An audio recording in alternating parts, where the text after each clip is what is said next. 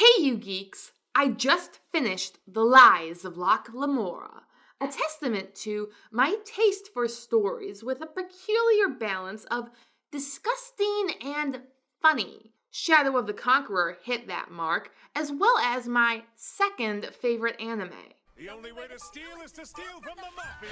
In fact, the only difference in brutality between Baccano and Lamora is that in Lamora, the dead people stay dead, I think.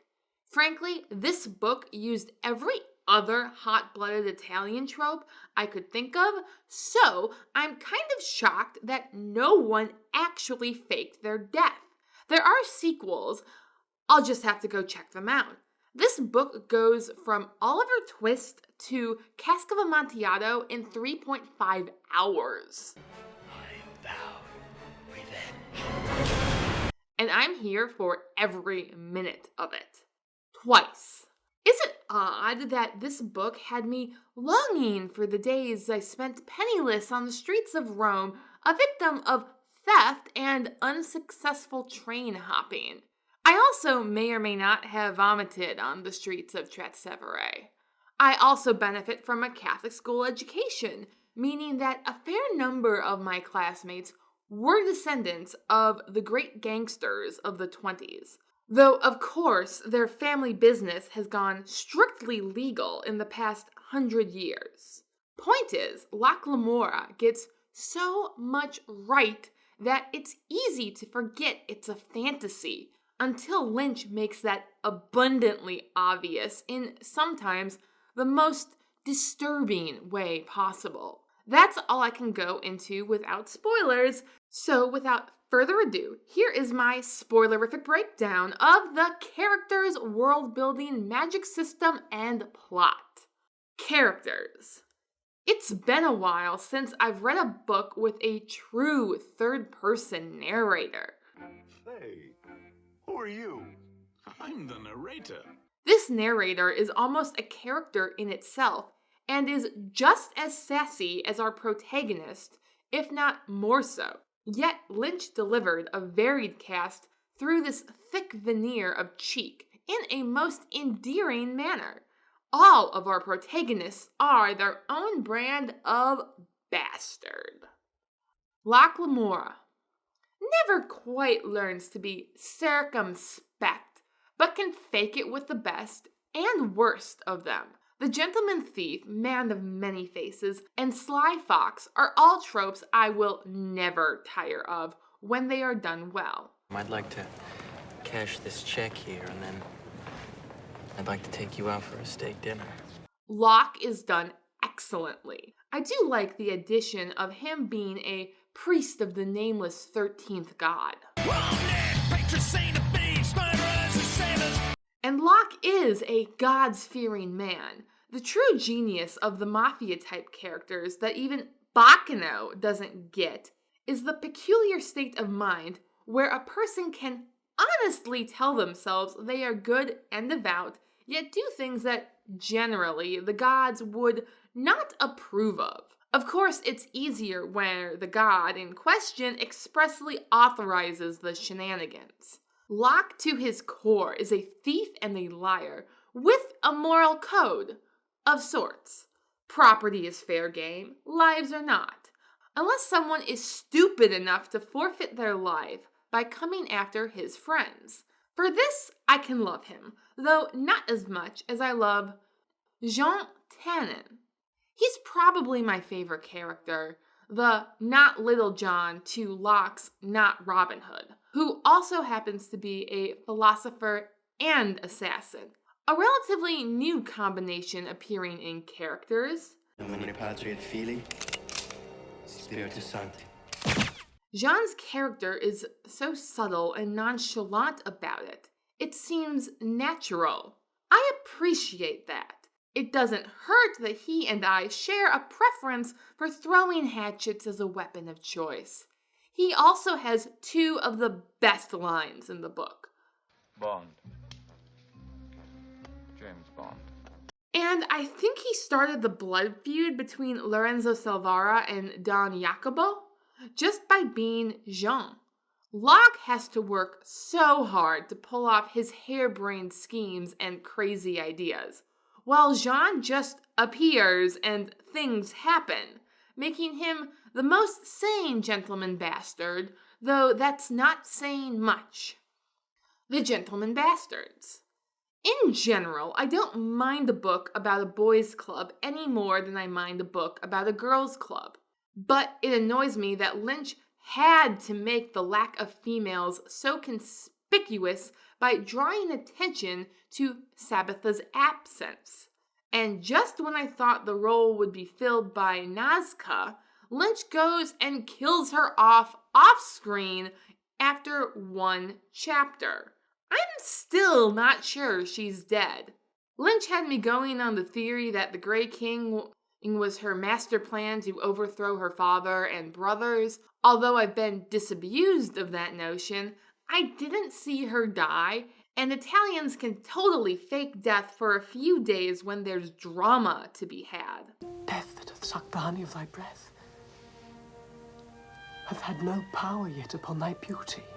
As for the rest of the red shirts, Carlo and Galdo were clearly disposable, but I was wondering which one would die. Bug was also clearly too good for the underworld, so I had steeled myself towards him from the beginning.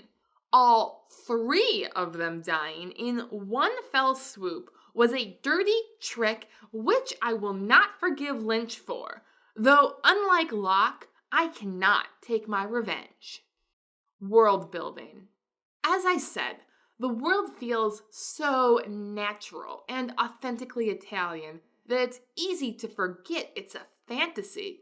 And then Lynch will drop a new alchemical innovation. Certainly you mean his pet skunk bear. Or his armadillo bear. Gopher bear? Just bear. This place is weird. Or describe the inhuman work of the Eldrin.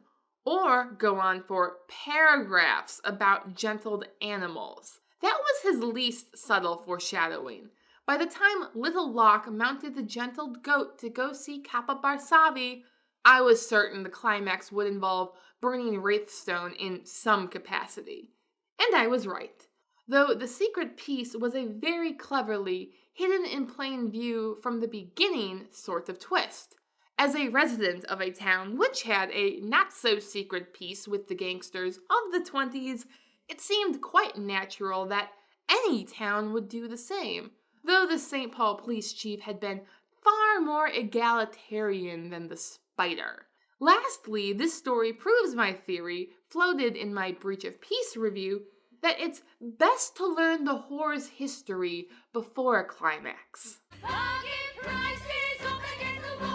That interlude certainly added the right thematic ambiance while also assuring the reader that our beloved protagonists do not participate in an unethical sex trade. Even here in Hillbilly Hell, we have standards. Magic. There's just enough magic to justify Locke Lamora's label as a fantasy, while also letting us view the world from a muggle's perspective. We don't get magic lessons. We get Father Chains telling Locke to watch himself around mages, and Locke, being Locke, completely disregards that advice. As a system, power to command a thing through its true name with precise technicalities is a standard enough magic type that it doesn't need much explanation. The Falconer's limitations, which Locke eventually exploits, are evident from his first appearance. The careful reader can figure it out before Locke does, though I confess I did not. That's what made it fun! Plot. Lynch makes what could have been a very basic opening into quite the hook, starting with Locke's childhood and switching the question from will he live, which had an obvious answer, to whom did he kill, which didn't. I've seen this book described as a coming-of-age story, and while we see Locke get older in the interludes, I'm not sure he ever grew up. Then, of course, we skip to him and his little gang running the streets of Camor. They run the standard sting operation we would expect, with the charming Salvara couple playing the mark. Unlike the Sting or Ocean's 11, the Salvaras might be the only decent people in Camorra despite their unfortunate state of wealth. But they fell for ye standard hook and ye standard twist that the police show up, though anyone who's seen The Sting or Ocean's 11 knows that it's not the police. It's a nice con, Hickey. I thought you were the feds myself when you came in. So Lynch wisely does not overplay that hand. He switches the game. We meet Capa Barsavi, living proof that it's better to be a dishonest thief than an honest garista, though he has a fair bit of trickery as well. Team.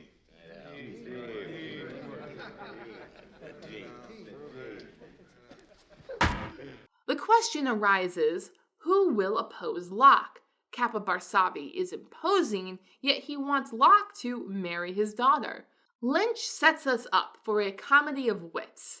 Until the Grey King shows up, the blood starts flying, and the question becomes, what is with this son of a motherless goat? They must see their world, all they hold dear, ripped from them as it was ripped from me. And how will Locke defeat him? Then our dear sweet Salvaras reemerge, bringing the real police into the picture, along with the charming Countess Amberglass. I had real hopes that she would reform Locke's character. If anyone could do it, it would be her. But no, she had to stab him.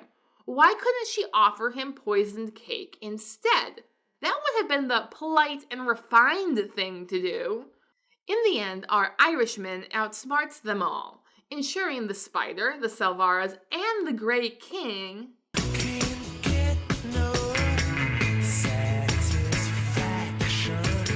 Then Locke proves he's just as mad as the rest of Camorra by taking on the mother of all beatings to get his revenge.